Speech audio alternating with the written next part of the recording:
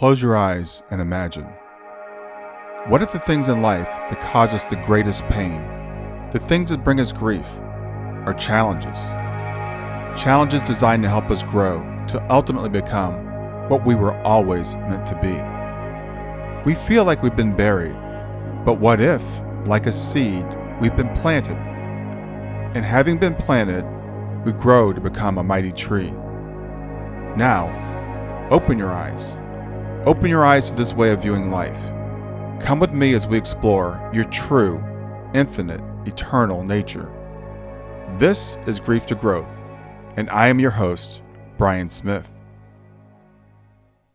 Hey there, I'm Brian Smith, and welcome to Grief to Growth. And whether you're tuning in for the first time or you're a longtime listener, I want to thank you for being here.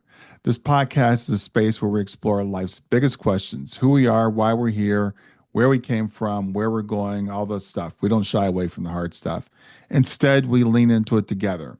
And we seek healing, we seek meaning, and we seek growth through grief and even beyond. Today's episode is going to be a deeply enriching one. I'm joined by Sifu Boggie, also known as Paul Brighton. Sifu is a Taoist guide, a healer, and a mentor with over 40 years experience helping people reconnect with their inner wisdom and their vitality. Trained under Taoist masters, Sifu blends ancient teachings like Qigong, Tai Chi, and Shun Dao philosophy with practical energy work and body-centered healing techniques like reflexology, Tuina, I believe it is, and Taoist shamanic principles. You'll hear how this modern-day barefoot doctor empowers people not by fixing them, but by showing them how to unlock their healer within. We'll explore questions like, what exactly is Taoism? How can age-old practices like Qigong help us not just survive, but to thrive in today's chaotic world?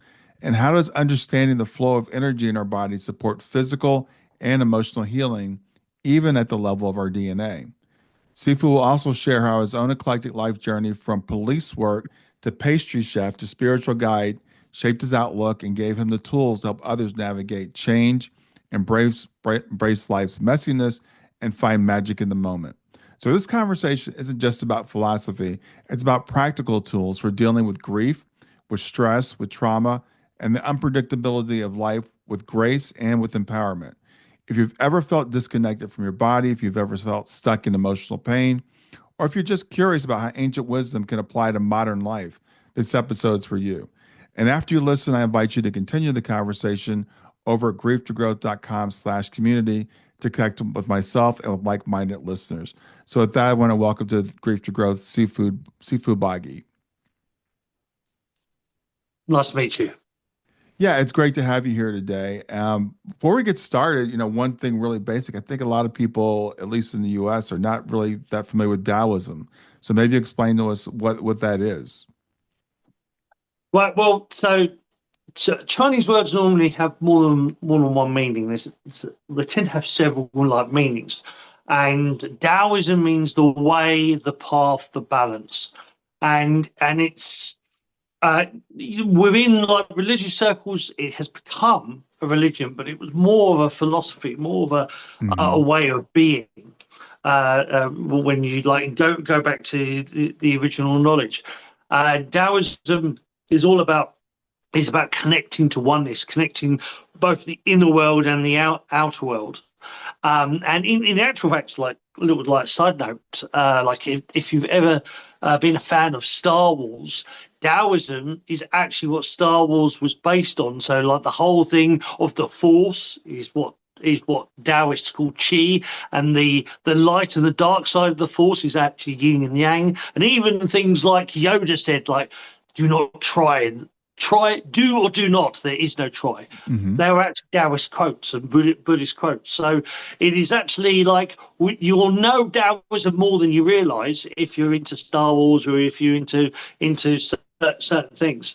And it's very much the Taoist path is about balance. Everything's balanced, but not like flat scales, like trying to make scales still, more like a wave. That there's an equal up to an equal down. There's an equal expansion to a contraction, and things, flow the way they need to. So it's understanding that there is a flow to things, and within Taoism, like one of the biggest, or one of the things you learn is to actually look back at the past and see everything that's happened and look at the negative stuff and go, well, actually, that led to this and this led to that. And realize that everything's actually a point of learning and growing from. And also, I mean, with Taoism, it's very much connected to the idea of a study called epigenetics, which is a scientific term which basically means that the way we think and feel affects our physical health.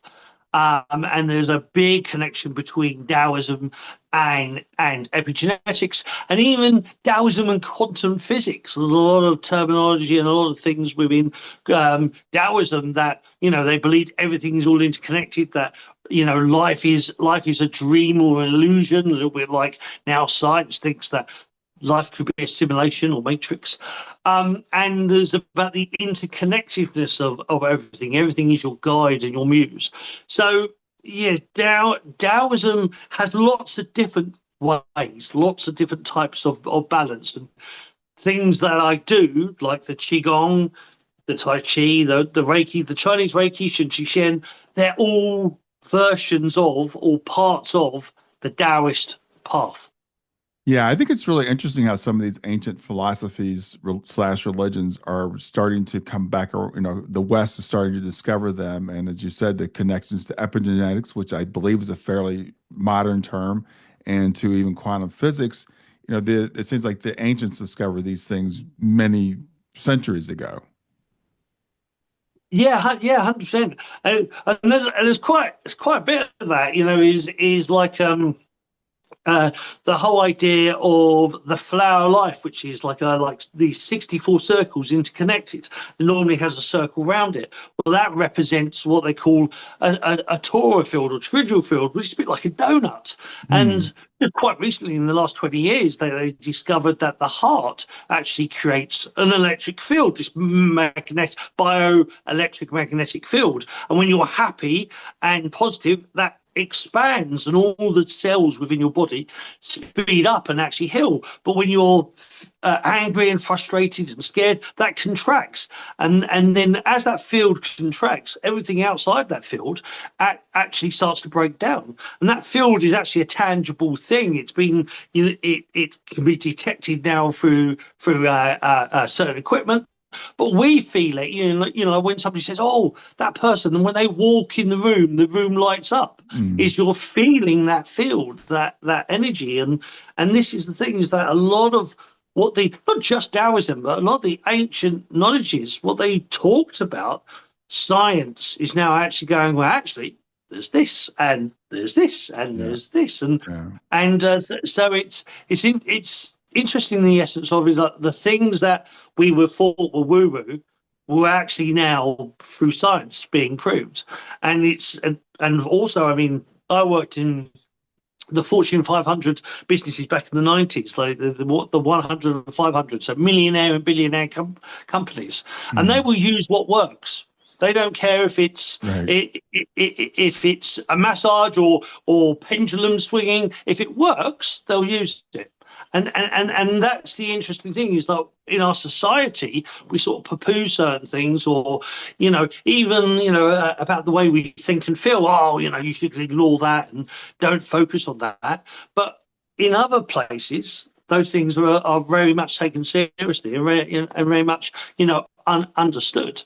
And you know, it's like within the Eastern philosophy is that this idea of epigenetics, the way you think and feel, affects your physical health, was very much respected and understood. Very much, you know, is that you need times to do certain things. You need time to, you know, be happy. You need time to be sad. You need time to appreciate stuff, gratitude, but you also need time for grief when needed. You know, these are real things. And instead of trying to push them away or hide from them, we need to actually spend a little bit of time embracing them, but not dwelling in them, if that makes sense. Yeah, and that's the difference is feeling all the feelings but not dwelling in them. But as you were talking and you mentioned epigenetics and the way we feel affects the way that or the way that we think affects the way that we feel our bodies behave. I was thinking, there's this thing in science that we know about called the placebo effect. And whenever they're testing a drug, they have to test against a placebo because the placebo effect is so strong. So we know scientifically, and we even include it in our Western medicine, that there is a certain amount of like, if I believe this, it's going to happen. Yeah, and I do like bringing that up because it goes up. Well, there's a bit more to that and a lot deeper than that. Is that Hmm. so by law we have, it's not just in the test, but by law we have placebos. And the whole idea of the placebo is that it gives them it's supposed to give them a judgment of, well, if that person has nothing, to this person has had something, and rather not give them anything, we'll let them they'll give them the idea that they're having something. Right. So it's not just placebo medicines, there's actually placebo operations and Yeah, even placebo chemotherapy machines. Every country has to have one placebo chemotherapy machine where it makes the noise but nothing actually happens. I didn't know But that. the interesting thing in all of that, like, because a lot of people get shocked on that, it's like, yes, but now look at the information from the placebos. And this is where it gets really interesting, is that 80% of people who have the placebo get moderately to completely better. Hmm. So whether it's an aspirin for a headache or an operation or even like chemotherapy, the placebos, 80% of people actually get better. Now, there's another version of that called the nocebo. And the nocebo is you have the guaranteed medicine or operation that 99.999% of the time it does what it needs to, but those people still get ill. That it flips. That they have an operation that they should have survived, and somehow they die. And it's the way it is.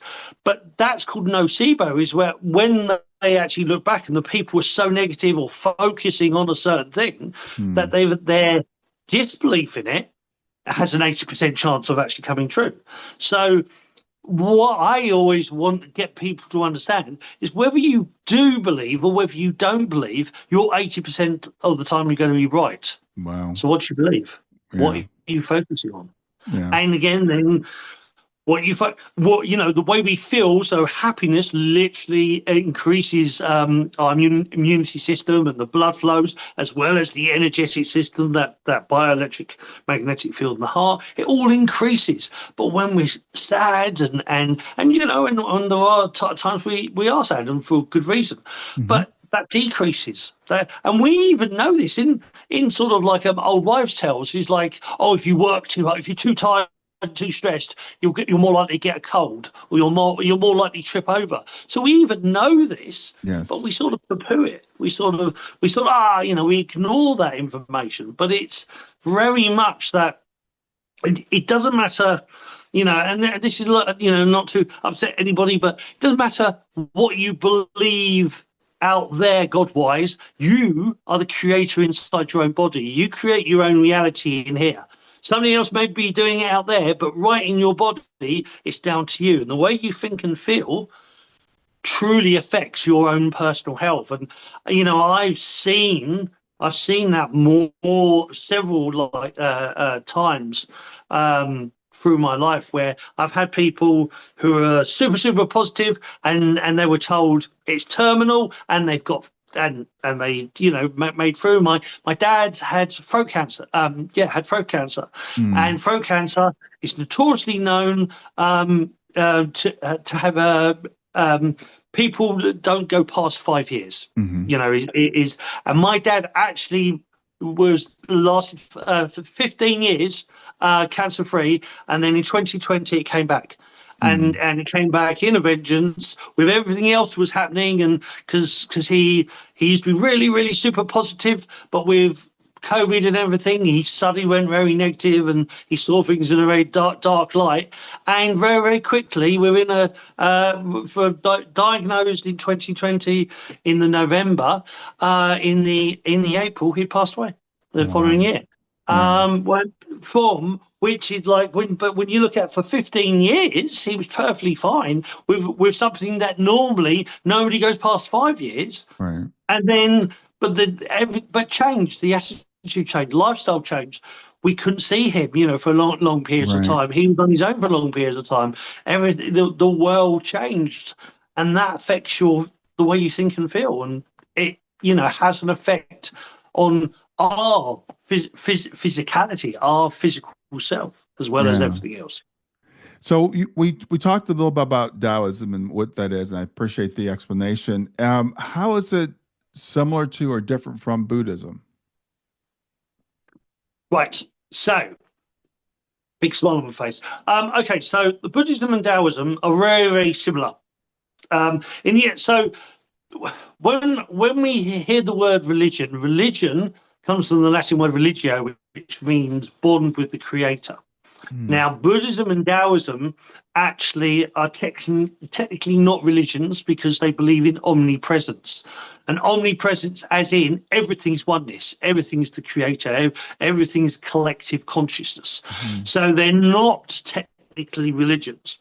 But Buddhism, Taoism, because they don't have, though a lot of people say, but there's Buddha. But Buddha is a state of being rather than a person sitting in a cloud. Hmm. And the difference, so with Buddhism, there is this characteristic more of Buddha nature, and there is a belief that that through life there is suffering. And when you learn to understand that suffering, you can learn to then thrive and excel, and go beyond that, and, Hmm. and eventually go into their version of higher enlightenment or nirvana. Um, with Taoism is that everything is energy, everything is conscious energy, and Hmm. this reality is just one of many that happens again and again. But it's almost, or at least in the version of Taoism I follow, it's very much that this is like a living matrix. If you want to call it a matrix, it's like a living matrix in the essence of we created this reality. We create our dreams and we created this reality. That if this is just another version of a dream, we created this ourselves, Hmm. the collective we, the big we, and we're just interconnected with this and flow.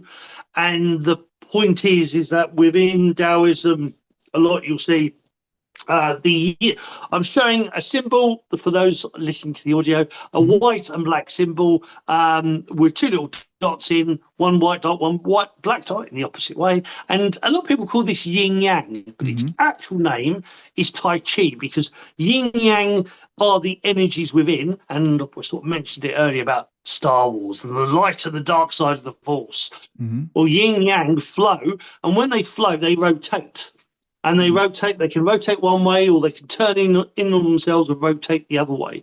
And they are a representation of night and day, or breathing in and breathing out, or expanding and contracting, or two people interacting. They're a relationship. And this relationship, this supreme ultimate, is Tai Chi. So Hmm. yin yang are sort of the qualities, but this symbol itself is actually known as Tai Chi.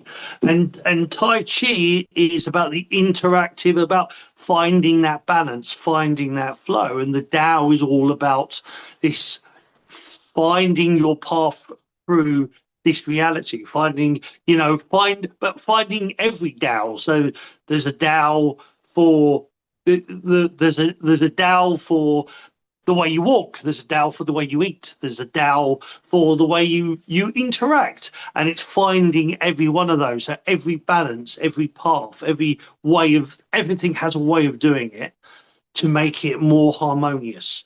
If that makes Wow. sense. Yeah, it does. So, in terms of your background, I'm curious. You're don't look like you're Chinese, and I don't think you're. How did you get into understanding or the path of Tao? Right. So no, I'm actually I'm British born, half English. Well, sorry, half Irish actually, half Irish, half Chinese. No, Ah. I'm not Chinese. That was you. Half Russian, half half English, half Irish, half Russian, born in England.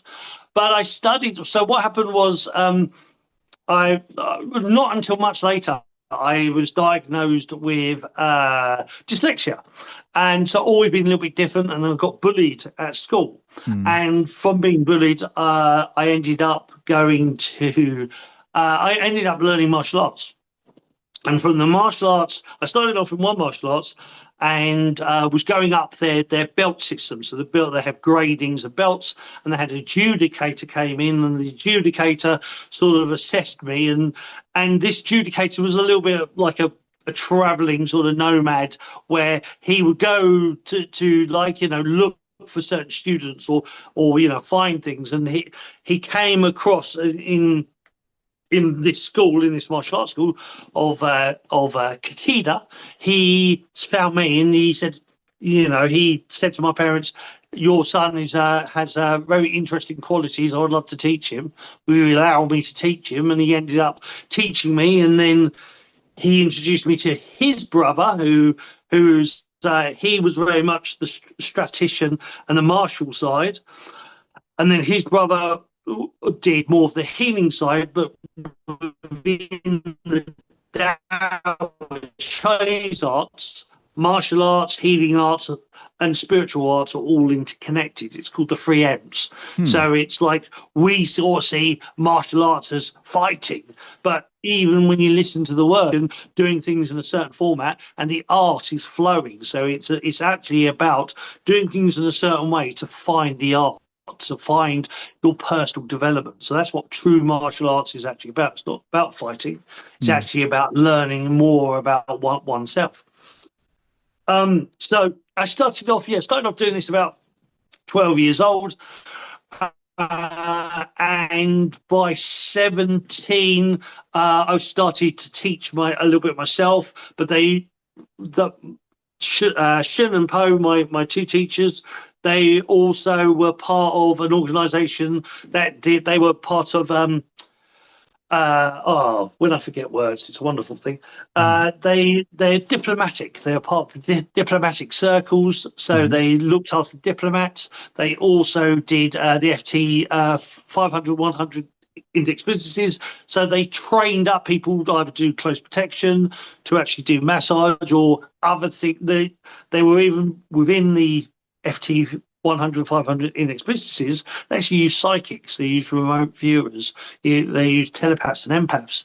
Hmm. And my teachers would teach the people, the psychics, they would teach them Qigong to enhance their psychic ability, because that's one of the key principles of Tai Chi and Qigong, is that it affects your physical health, it affects your emotional health, and it affects your psychic health or your Oh, wow. psychic abilities. So it's hence, like why, in essence, George Lucas based Star Wars on Taoism, because it has all of those paths. There's a mystical side to it. There's a fighting side to it, and and that understanding. Hmm.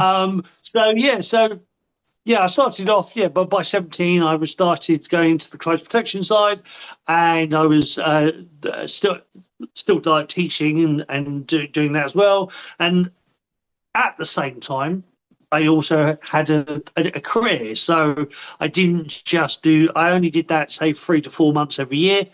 Uh, and the rest of the time, I actually was becoming a baker. I actually trained to be a baker. And then from baker, I eventually became a pastry chef. And so, my path was going two ways, but slightly differently. So I did the Eastern stuff with my Sifus, my teachers, but at the same time, I was also doing something a life here. But Hmm. for me, they were very much interconnected. As my Sifu would say, Poe would, like, when I learned to bake, he said, "Ah, bakers, oh, awesome! Bakers make great masseuse, greater massage, Hmm. because kneading bread is like doing a back." Hmm. And that's the thing in Taoism, that everything's connected to everything else. You might not necessarily see it at first, but everything has a connection. Wow. Wow. So, Interesting path to get where you are. I love hearing people's stories because I think life is just really interesting. We think it's going to go one way and it's totally unpredictable. So you mentioned Sifu. So Sifu, I assume means teacher. Is that correct? Yeah. So look, Sifu Boggie. So Sifu. So in Google, like not all words translate easily, and Hmm. in Google, you put in the word Sifu, and it will say master or master of martial arts. Hmm. But Sifu has two sides. You got the Si and the Fu, or Shi and Fu.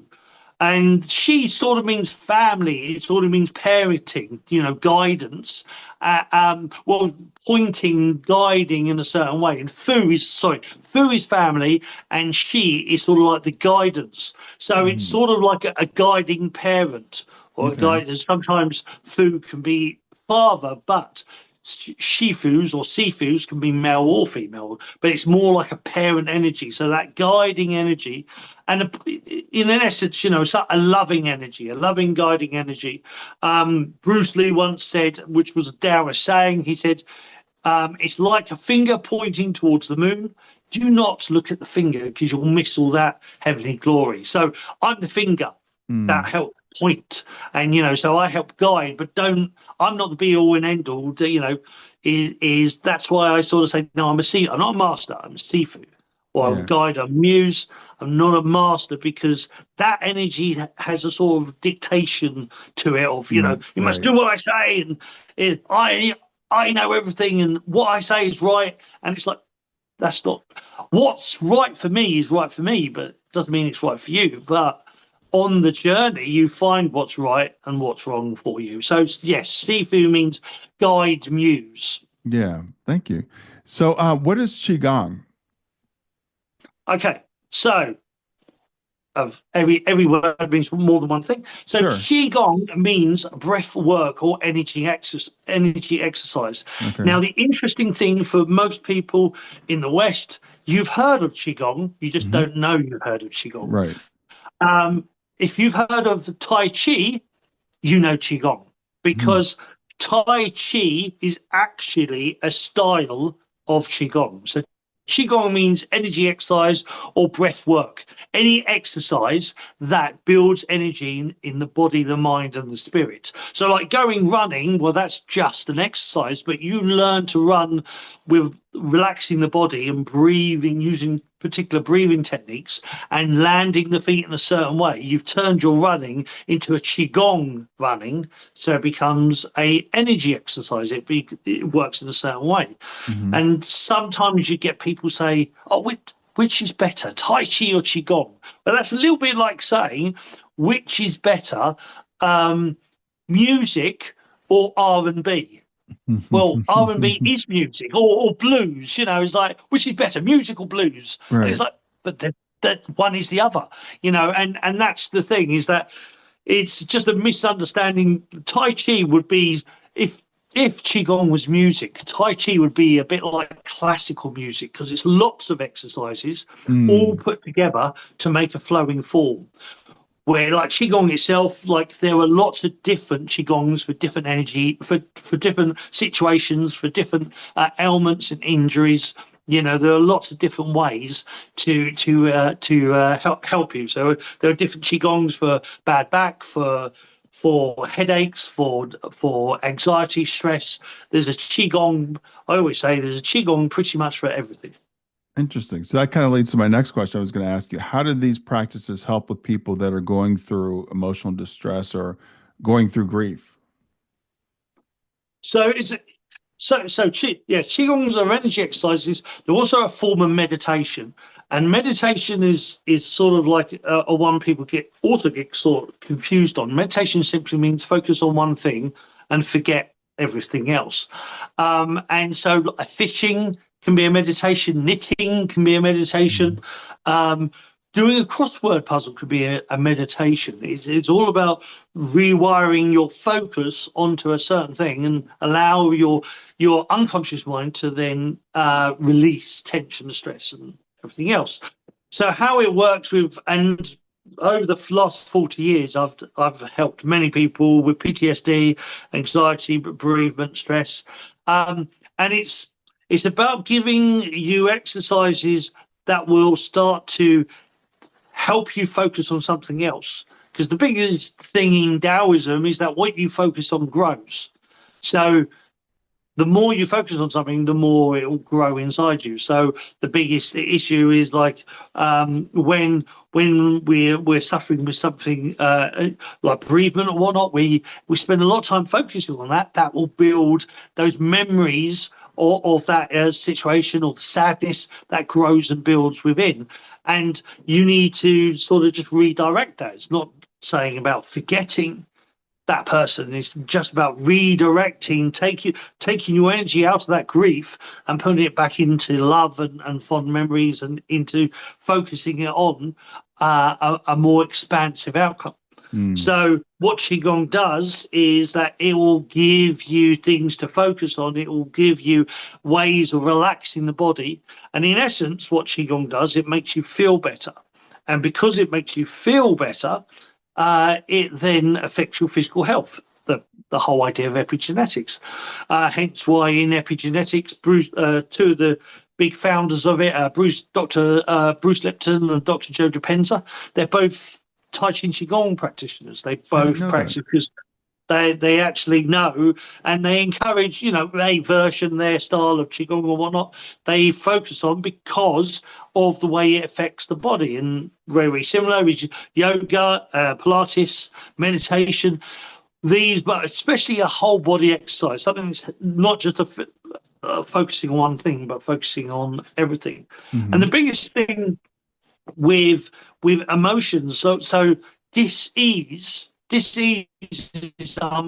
imbalance, or an imbalance in the body. So an illness is imbalance in the body here, and we focus on the physical diseases, but we can get emotional disease, we get emotional imbalance. And when we're too much in a certain, like in grief or in suffering, the body starts to go into survival mode and it starts to shut down.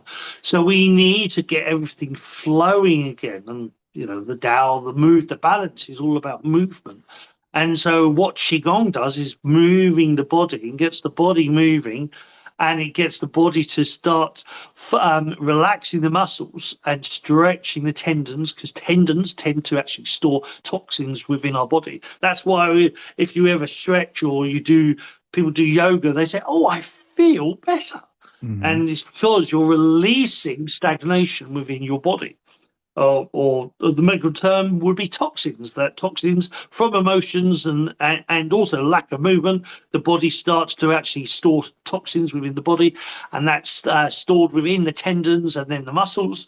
And so the movement of Tai Chi and Qigong, or movement, balanced movement, where you breathe and expand, that starts to release those toxins. And the other thing about especially Qigong is we talk about harmonizing. So we balance the left and right hemispheres of the brain through movement. So when you breathe, like expanding one way, and when you breathe out, contracting another. And you're doing it with an alignment of the spine and the body while relaxing the muscles and stretching the tendons. And this creates a whole body homeostasis, a whole body balance. So it balances the left and right hemispheres of the mind, which therefore then the pituitary start working, and pineal start all working together, and the body can start to reset itself and bring itself back to a harmony. Okay. So that also leads to the next question I was going to ask you, but you say you don't fix people, you guide them. So what does that mean?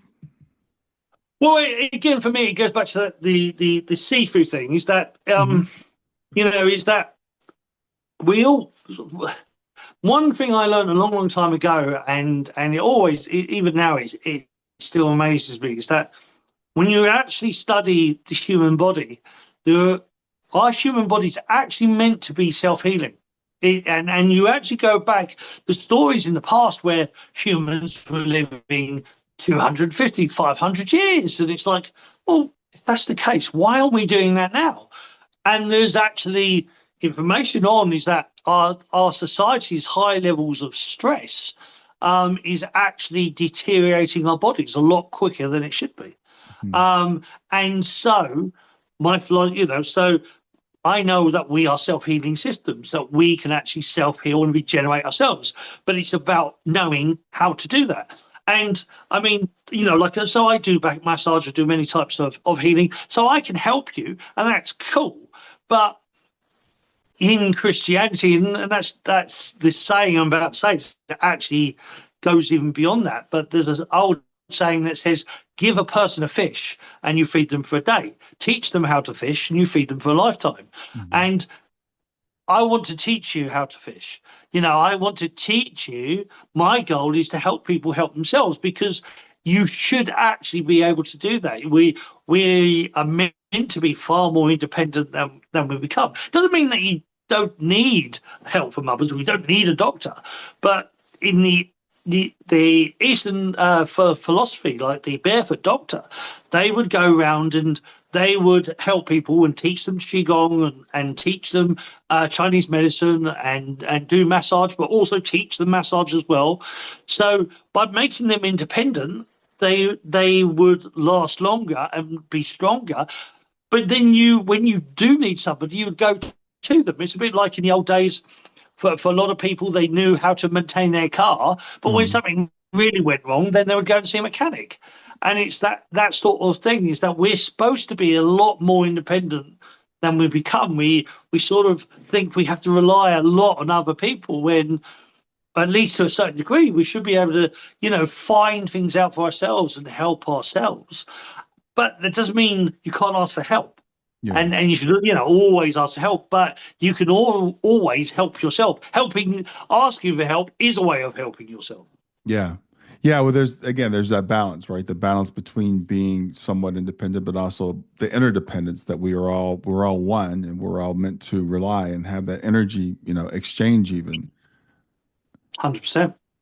Yeah. And that's, I just think, like, especially you hear it with some people, like they talk about, when my grandparents would say, communities are a lot stronger now and a lot of people are more independent. And I think, well, they just like cut themselves off. But it's this idea of it's going out there and, finding those connections, finding the people that you want to be with. But that's the strength, and that, that requires you to go out there and be, look and know that you can do things for yourself, but we need each other as well. It's finding that balance, that harmony. Yeah. So what type of energy imbalances, or what kind of common energy imbalances are you finding in people nowadays? So there's a lot. There's a number of different ones. So like for the UK at least, there's a lot of people with fibromyalgia, which is chronic pain, MEMS, getting a lot of back problems, a lot of shoulder and neck problems. Well, in Eastern philosophy, the shoulders and the neck is the connection between what you believe and what you can physically achieve. So when you think you've got too much on, you could get tension within your neck. And tension within the shoulders is like the world is on your shoulders, Atlas is on your shoulders. So what people don't understand, or at least in Eastern philosophy, that the parts of your body actually represent our metaphysical. So they'll represent, so back problems is the world is on your shoulders, or you've got too much on you. Different organs mean different things. So at least in the Eastern philosophy, there is metaphors for this. But you get a lot of chronic pain issues. We're getting a lot of people with general back problems or neck and shoulder problems, and lots of stiffness. Lots of people that are starting to stiffen up, and it goes back a little bit on the metaphor in the old days of cars. If you had a car, you maintained your car. If you didn't put enough oil and water in your car would seize up. Well, it's a little bit happening to people now. They seem to not being putting enough oil and water in their vehicles, in themselves.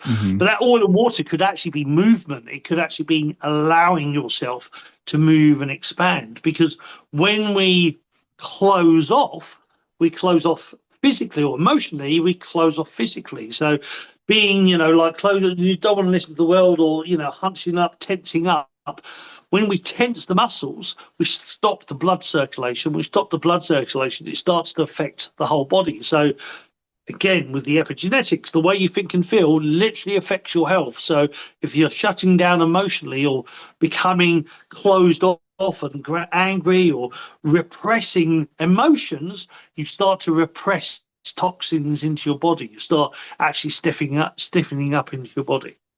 That's really interesting. As you're saying that, I was thinking, I've been going to a place here locally called the Stretch Lab lately, because I have neck and shoulder stuff, right? And they're like, so they say it's from sitting too much, and I do sit a lot. But I think we tend to look at it from just the physical point of view, as opposed to looking at the metaphysical point of view also, which could contribute to that. Yeah, and within modern, let's say, modern science or modern medicine, we had for a long time seen things separately, and this is not connected to this. Right. But it's a lot more connected. And like say, you got quantum physics, quantum physics, like saying, well, actually, the quantum field, which is the 99.999% of an atom, is not actually empty space, but it's an energy that connects everything to everything else. So quantum physics is saying all is one. The epigenetics is saying the way you fit, that your physical body is your environment, which is your physical body, is actually affected by your emotional state. Right. So your emotions affect your health, your emotional health and your physical health is the same thing. It's part of the same thing. So all this old stuff is now coming back because it's all actually interconnected, and we've just separated it, and it's now time to actually merge it back, maybe in a different way, but definitely merge all this information back. Yeah, well, I think in the West we've not only just separated, I think we've kind of just missed all the metaphysical, even a lot of the emotional stuff. We're just always looking for physical causes for things, and as you pointed out we talked about the placebo effect, we talked about the situation with your father and stuff. We know that our thoughts can affect our bodies, but we've kind of gotten away from that and just said, oh, it doesn't matter what you think, just take this pill. Yeah. Yeah, and it's I mean the point of, if anything, so the point of the placebo or the knowledge of the placebo is 80% of the time, if you really think and feel it, you'll make it work. So use that power, but that is like at first I think a lot of people sound very shocked when they hear that. It's like, no, but you're missing the point. You're missing the point. If a placebo can actually if a placebo can actually fix your headache, or you have an operation and nothing happened, but you're fixed, that's a powerful thing. Yeah. You're a powerful thing. You are so much more powerful than you've been led to believe, that you've led yourself to believe, and that's the thing. It's taking the power back. And that's, I think there's a big thing in medical science, that a frown takes less energy than a smile to do. That it's easier to frown than it is to smile, which leads to an uncomfortable philosophy of it for a lot of people, it takes less energy to be in a negative state than it does a positive state, because a positive state, you've got to keep working on that, keep doing that. And it's this thing is that, well, we take control, and there's a great power there, but we've got to work on it, and you can't just do it for one. We've been taking these pills thinking, oh yeah, it will solve it for me, which in China, that's known as the golden pill. The golden, you do this one thing, you do one Tai Chi class, you take this pill, and everything's going to be solved. And it's like, no, life, it's not like that. But the continuation, the flow, if there's another Taoist saying of, if you are rowing upstream, if you stop rowing, you'll stop. You won't stop, but you'll go backwards. So the whole idea is that we keep on working on ourselves, we keep on doing stuff, because if we don't, our body will use that energy up and will deteriorate. So it's about like, yeah, you know, we can achieve so much, and we have the potential to do so much, but it's just about doing effort. But effort can be effortless if you have the right attitude, if you focus in the right way, if you make it fun. You know, Yeah. my been seeing how I teach, I try to make it as fun as possible for me, let alone anybody else, because then you're not, you know, when things are fun, you know, time flies by. You know, you don't realize you've been Right. doing it for Right. 15 minutes, an hour, 2 hours, and that's the point. You know, that's the point. When you make things and what I call childlike, you know, so you, a lot of people in sort of in certain communities or spiritual communities talk about the divine feminine, the divine masculine. There's also the divine child, the divine within us. We actually have the divine feminine and divine masculine and Sure. the divine child. Mhm. Not just, you know, not whether you're woman, man, banana, or goat. Their qualities, their energies. So Mhm. the masculine is about your action, it's about your doing, asserting yourself. The feminine is your feeling, your understanding, your nurturing.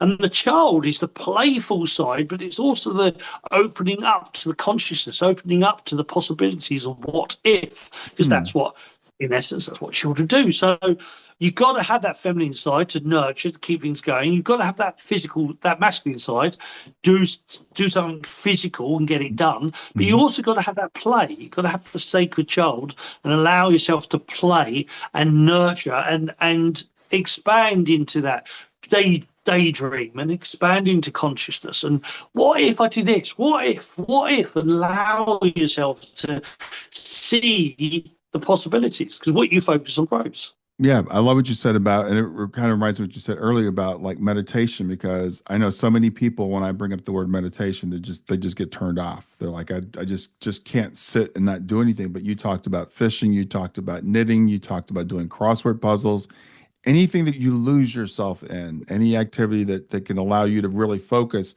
and get into that flow. It doesn't have to be sitting cross-legged on the floor. No, and that's again, it's something that we've sort of, oh, it means this, and it's like, but it doesn't. You know, it. I often say to, I've got friends who love fishing and like carp fishing, and oh, you're Mhm. going, oh, you go meditating, have fun, Yeah, and yeah, it's like, Boggy, I'm not meditating. You are. Do you forget everything? Yes. yeah, Do you enjoy it? Yes. It's meditating. Go shoot. yeah, But yeah. it's that thing of you know, and it's sort of one thing I liked about the Chinese state of mind is that they one word nearly every word in Chinese means more than one meaning. Hmm. There's very few that only have one meaning. Very few. You know, like in English, you know, like two, you know, one, two, or go to, or too many. It's Hmm. got more than one meaning. Chinese a lot, and but that whole idea of you hear the word meditating and people, oh, sit there cross-legged going on. No, Yeah. no, it can mean so many things, because it's actually, it's not the you're thinking of one outcome, rather than what the actual meaning is itself. You're thinking of the effect, not the cause. The cause, the meditating, is focusing there, Hmm. focusing in some way, focusing on one thing, forgetting everything else. That's what meditating is about. So therefore, meditating can be so many different things. Yeah, and I also like what you say, because we don't talk a lot about the divine child. We do sometimes, we talk here about the inner child, you know, a little bit. And that's starting to become a thing. But that if it's not fun, if it's not enjoyable, if it's drudgery, we're not going to do it. And but it is a practice. I mean, for me, I've realized there's certain things that I do every day, and it's become a practice, because it doesn't have to be drudgery, but it has to be, you have to be dedicated to it. Or let's, you know, if fun is a word that makes you uneasy, interesting. It Yeah. has to be interesting to keep the forebrain, our forebrain in Chinese is known as the monkey mind. Our Mm. forebrains are known to have 60 to 90,000 thoughts every single day. Hmm. And so we get easily distracted because that's a lot of thoughts flying around in our head. Meditation is about pulling yourself out of monkey mind and pulling yourself back into the rear of the brain rather than being in the forebrain. So it's the understanding that you need, if it's too samey for a lot of people, it becomes boring very quickly. So you need to flip it up. And also it's that child mind as well. You want to make it pretty and you want to keep it interesting. But there's another thing about the divine child, is that it's actually medically known now, is that children naturally fidget. Like children can't sit still, they fidget, and parents, sit still, Yeah, stop yeah. moving, sit still. And that goes into your adulthood. We actually now know that a lot of our illnesses are caused by the lack of movement within our body.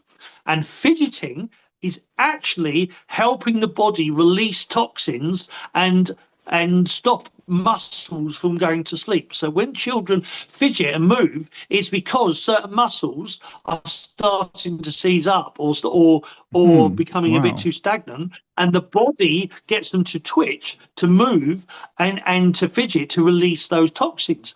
And it also helps process their organs. The organs move better when your body's moving.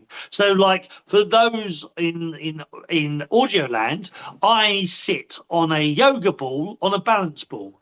I'm always like, I used to have my own podcast, and people say, you're always moving about. It's like, yes, because that's about flow. It's about, and in actual fact, rather than sitting on a chair, which keeps you very stationary, but your muscles start to stagnate, and then Mm. you get lower back pain or leg pain because you're always still on a yoga ball, a big one of those big cushions. You're sitting there and you're moving. You allow yourself to actually move and twitch.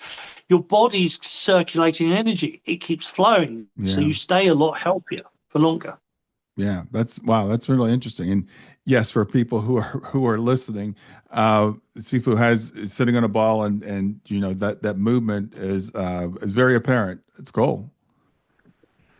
So Yeah, and we talked earlier about Taoism and Buddhism aren't necessarily religions in the way that we think of religions. I guess they're I think of them more as philosophies. But what do they teach us about death and the afterlife? so yeah, so within both Taoism and Buddhism, it's very much the belief of reincarnation, that things live and die over and over again. Um, and the one main difference between Buddhism and Taoism is that in Buddhism there's more of like a ladder or tier, that we to get to Nirvana, to get to heaven of sorts, you go up these different tiers. Now, human life is about actually somewhere in the middle, and above us are trees and different other animals and other plants, and you evolve. And both Buddhism and Taoism say that trees themselves are beings in a constant state of consciousness and of meditation. Um, and so the difference is like that they see it more like, let's say, a tier structure. And if you didn't have a great life, next life you might be in a lesser creature. Within Taoism is that all creatures are sacred, everything is sacred, even, pardon my rudeness, even poo. Everything is sacred. So therefore you could actually, within the idea of reincarnation, they'll actually flow in between. Now, the interesting thing with that, it was actually Nikola Tesla who said a saying which later was said by Einstein. He just changed it slightly. Through his studies, Nikola Tesla said that all energy appears to be conscious, and and as energy is conscious, energy cannot be destroyed. It can only be transferred or transformed. Hmm. So he was hinting at the idea that there's reincarnation, that energy is conscious, we are conscious. So therefore, once we leave here, we must go somewhere else.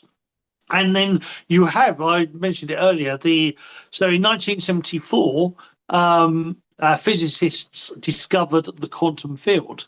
And the quantum field is that the atom is not 99.999% empty space, but that empty space is actually a field that connects every atom with every other atom. And when they started doing split experiments with atoms, and they had one part here, one part 14 miles away, and they agitated or tickled one part of the atom, the other responded. It was basically saying that everything is connected to everything else. Hmm. So, whatever you believe is that there is something, where I'm not saying it's heaven, I'm not saying it's the banana, I don't know what it is, but I know that there is something beyond this one, and we will keep going because we are energy, we are conscious energy. Now, one of the things also within Taoism is that, so the word soul is Latin, and it means a body of breath. The body, us, we Hmm. are a body of breath. So it would state that without a body, our soul, our consciousness, our soul cannot survive, that it needs a body. Within Taoism, there's more that everything is the Tao, and within the sort of words of the Tao Te Ching, um, the true the Tao that can be named is not the true Tao, and Hmm. the Tao is shapeless and formless. And what it's sort of saying is that one of the Taos is us, consciousness, and consciousness is not just this body. We're not just Sifu Boggie. We're not just Bob. We're not Frank. We're not a fish. We're not a dog. We're everything. We can be everything, and we flow through lots of different states. And within Taoism, there are many Taoist poets that said, "I've dreamed. I had a dream where I was a butterfly in a field of corn, and when I woke up, I couldn't tell the difference between which was the dream." Is Hmm. the dream of, am I this philosopher writing this down, or was I that butterfly in that corn? Hmm. Which one's dreaming and which one's real? And I think that happens a lot. Is that you think of your past, and you think, well, it's almost like a distant memory. It's almost, was that, it could almost be a dream, Right. and you think of the future, and you dream of the future. The only real thing is right now. Yeah. Yeah. Right here, right now is the only real thing, and that's the thing that we need to focus on more. When we get distracted by the past, the present, oh sorry, the future, the past, and there's lots of distractions, but the reality is right now is the present moment, and we focus on that present moment, and we can expand and grow.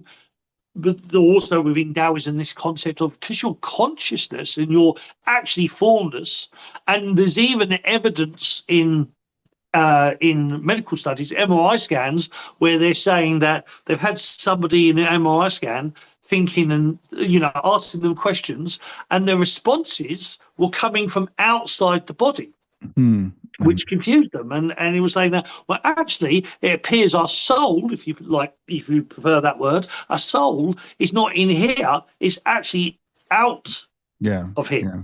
That Yeah. things come in, like, if anything, we normally tend to see it in a negative way. You see like a person, you see like a puppets on a string, and we see that as a negative connotation. But I actually think we are puppets on the string, but we're the puppet. Yeah. And we're the controller and the puppet. Yeah. We're both, because I think we control this body from a different state, from a different side, and then we come back in, and that's why I think you can have different dreams, so they can feel so real, of Hmm. different realities, because I think you're in more than one place at once. Yeah, I completely agree with that. You were talking about the Star Wars movies earlier. I think there's a lot of good analogies. I love the Avatar movie because I think that's what we are. This body is an avatar, Yeah. So we are controlling it from a different reality, and we are controlling it. And sometimes we get confused and we think we're the body.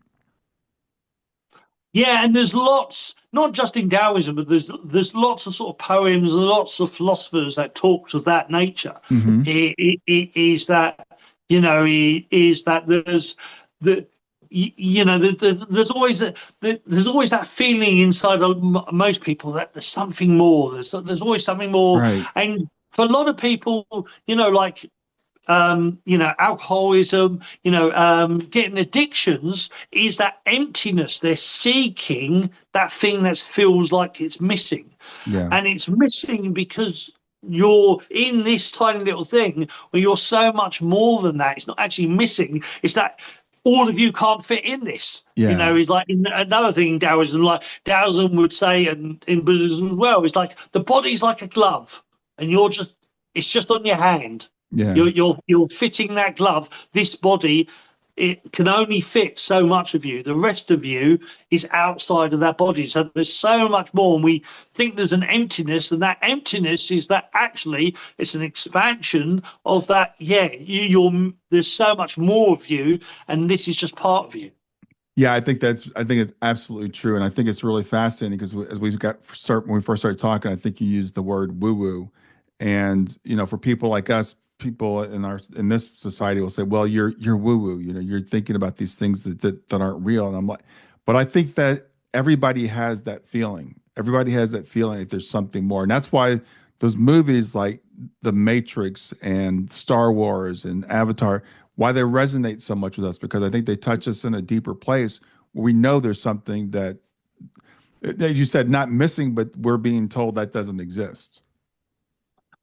There's an interesting CIA document that I once saw that stated that it's said in a very like scientific and slightly confusing way, but it stated that according to information they've studied over 40, 50 years, that all information is channeled, Hmm. not created. And what they were indicating is that, like say Star Wars, that somebody didn't make that up. They channeled that from another reality. Ah, That yeah. that idea, that concept, is actually existing somewhere else. And so like Lord of the Rings, all these stories are with the writers may say we thought we made them up, Right. but are actually being channeled, that we actually channel information. And what it was indicating was that, racing into that information I said about the thoughts seem to be coming inwards, is that what they were saying is that we channel everything. Everything is channeled into, we don't create things, it's channeled. So ideas, concepts, everything is channeled into our minds. Yeah. Well, you hear a lot of artists who are honest will say that, musicians, book writers or authors, movie writers, they'll tell you it came to me. I woke up or I had a dream. Einstein talked about sometimes if he was struggling with something, he'd go to sleep. And the answer would come to him while he was asleep. So yeah, there's lots of indications of that. Well, we're coming Mhm. to the end of our time. I really enjoyed talking with you. For anybody that's listening who is interested in these concepts, where do they go next?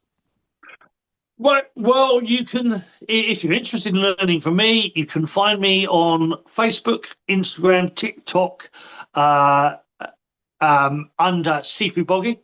Also Linktree. I have my own website, my own mystery school, where I teach what I've talked about and more, or Hmm. and people ask the right question, ask the question. Oh, what about this? I'll happily teach it. It's sort of how I am. And that Hmm. school is known as Shundao, so SHUNDAO uscreen.io. So we'll have the link in the thing as well. But yeah, so you can find my mystery school on shundao.uscreen.io. All right, sounds great. Well, I really appreciate your time today. It's great to get to know you and have you share your wisdom with us. It's been awesome. Thank you so much. All right, enjoy your afternoon. I will do. Take care.